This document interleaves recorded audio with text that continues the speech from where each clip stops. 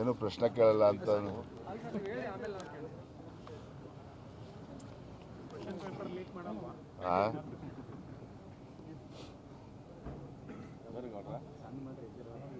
ಶುರು ಮಾಡೋಣ.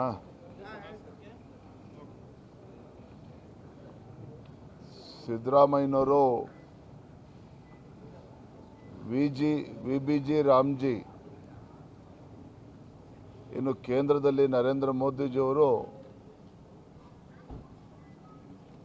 ಸುಧಾರಣೆಗಳನ್ನ ತಂದು ಮನ್ರೇಗಾವನ್ನು ವಿ.ಬಿ.ಜಿ. ರಾಮ್ಜಿ ಮಾಡಿ ಈ ದೇಶದ ಬಡವರಿಗೆ ಕಾರ್ಮಿಕರಿಗೆ ಅನುಕೂಲ ಆಗಬೇಕು ಅಂಥೇಳಿ ಒಂದು ಕಾಯ್ದೆಯನ್ನು ಏನು ತಂದಿದ್ದಾರೆ, ಇದನ್ನು ಚರ್ಚೆ ಮಾಡಬೇಕು ಅಂಥೇಳಿ ಆ ನೆಪದಲ್ಲಿ ಒಂದು ವಿಶೇಷ ಅಧಿವೇಶನವನ್ನು ಕರೆದು ಒಂದು ರೀತಿ BJP ನೇತೃತ್ವದ NDA ಸರ್ಕಾರದ ವಿರುದ್ಧ ದ್ವೇಷ ಸಾಧಿಸೋದಕ್ಕೆ ಇವತ್ತು ಈ ಕಾಂಗ್ರೆಸ್ ಸರ್ಕಾರ ಹೊರಟಿದೆ. ಶಾಸನ ಸಭೆಯ ಒಂದು ಪಾವಿತ್ರ್ಯತೆಯನ್ನು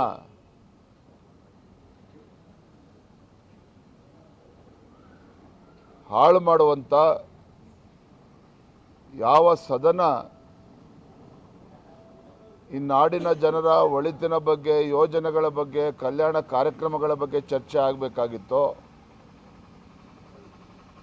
ಕೇಂದ್ರ ಸರ್ಕಾರದ ವಿರುದ್ಧ ಜನರನ್ನ ಎತ್ಕಟ್ಟೋದಕ್ಕೆ ಸದನವನ್ನು ಬಳಸ್ತಾ ಇರುವಂಥದ್ದು ಭಾರತೀಯ ಜನತಾ ಪಾರ್ಟಿ ನಾವು ಇದನ್ನು ಖಂಡಿಸ್ತೇವೆ.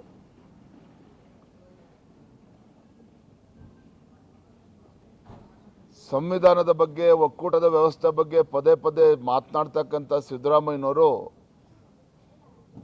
ಒಕ್ಕೂಟ ವ್ಯವಸ್ಥೆನ ಹಾಳು ಮಾಡುವಂಥ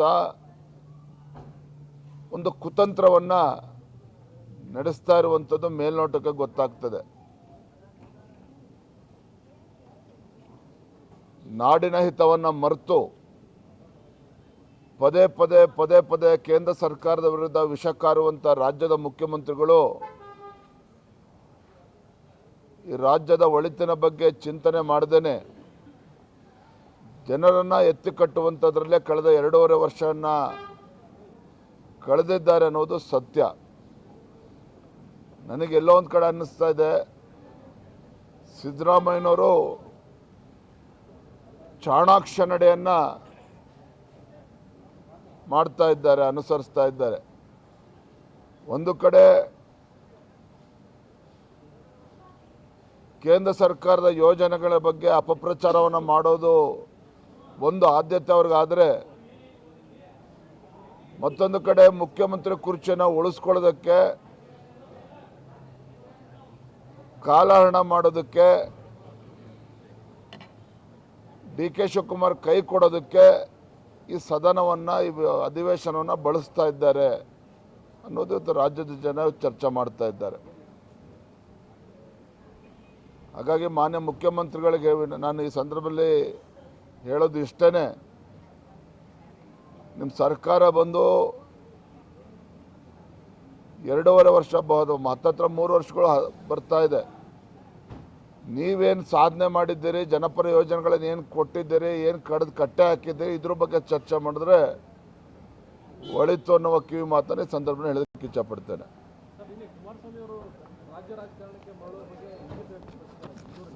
ತಪ್ಪೇನಿದೆ? ಕುಮಾರಸ್ವಾಮಿ ಅವರು ಮುಖ್ಯಮಂತ್ರಿಗಳಾಗಿ ಈ ನಾಡಿಗೆ ಅವರದೇ ಆದಂಥ ಒಂದು ಕೊಡುಗೆಯನ್ನು ನೀಡಿದ್ದಾರೆ. ಮತ್ತೆ ರಾಜ್ಯ ರಾಜಕಾರಣಕ್ಕೆ ಬರ್ತೇನೆ ಅಂತ ಹೇಳಿದ್ರೆ ಅದ್ರಲ್ಲಿ ತಪ್ಪೇನಿದೆ?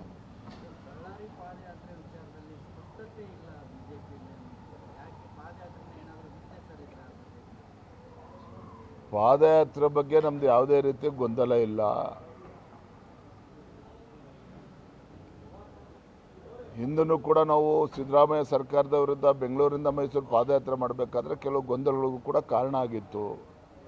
ಹಾಗಾಗಿ ಈ ರೀತಿ ಯಾವುದೇ ಒಂದು ಗೊಂದಲಕ್ಕೂ ಕೂಡ ಅವಕಾಶನ ಕೊಡಬಾರದು. ಮತ್ತು ನಾವು ಏನೇ ನಾನು ರಾಜ್ಯದ ಅಧ್ಯಕ್ಷನಾಗಿ ಏನೇ ತೀರ್ಮಾನ ತೆಗೆದುಕೊಂಡ್ರೂ ಸಹ ಹೋರಾಟಗಳಿರ್ಬೋದು, ಪಾದಯಾತ್ರೆ ಇರ್ಬೋದು, ಏನೇ ನಿರ್ಧಾರ ತೆಗೆದುಕೊಂಡ್ರೂ ಕೂಡ ಕೇಂದ್ರದ ವರಿಷ್ಠರ ಗಮನಕ್ಕೆ ತೆಗೆದುಕೊಂಡು ಆಮೇಲೆ ನಾನು ತೀರ್ಮಾನವನ್ನು ಮಾಡಬೇಕಾಗ್ತದೆ. ರಾಜ್ಯದ ನಾಯಕರೊಂದಿಗೆ ಈಗಾಗಲೇ ಚರ್ಚೆ ಮಾಡಿದ್ದೇನೆ. ಅವರ ಅಭಿಪ್ರಾಯಗಳನ್ನು ಕೇಂದ್ರದ ವರಿಷ್ಠರಿಗೆ ತಿಳಿಸಿದ್ದೇನೆ.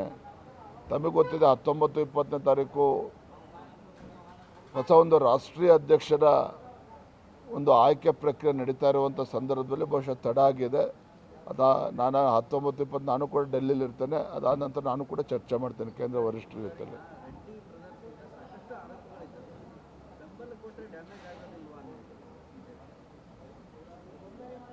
ಇದೆಲ್ಲವೂ ಕೂಡ ಎಲ್ಲಿ ಚರ್ಚೆ ಮಾಡಬೇಕು ಅಲ್ಲಿ ಚರ್ಚೆ ಮಾಡ್ತೇವೆ. ಆದರೆ ಪಾದಯಾತ್ರೆ ಬಗ್ಗೆ ಸೀಮಿತವಾಗಿ ಹೇಳೋದಾದರೆ ನನ್ನ ವೈಯಕ್ತಿಕವಾಗಿ ನಂದು ವಿರೋಧ ಏನಿಲ್ಲ. ನಾನು ಅವತ್ತು ಕೂಡ ಹೇಳಿದ್ದೇನೆ, ಇವತ್ತು ಮತ್ತು ಸ್ಪಷ್ಟಪಡಿಸ್ತಾ ಇದ್ದೇನೆ.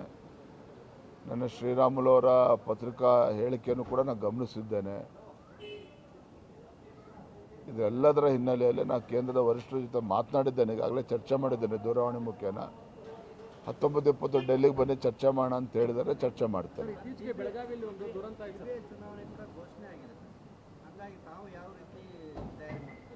ಕನ್ನಡ ಮಾಡ್ತೀವಲ್ಲ, ಸ್ಟ್ರಾಟಜಿ ಮಾಡ್ತೀವಿ, ಪ್ಲಾನ್ ಮಾಡ್ತೀವಿ.